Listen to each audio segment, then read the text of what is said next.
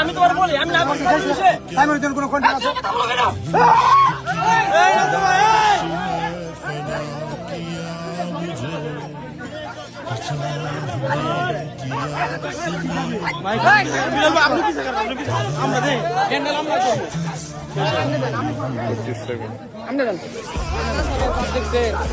আপনি পিছিয়ে থাকে হ্যান্ডেল আমরা করবো, আপনি পিছিয়ে থাকে।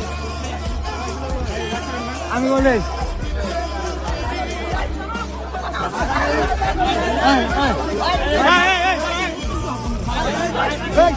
আরো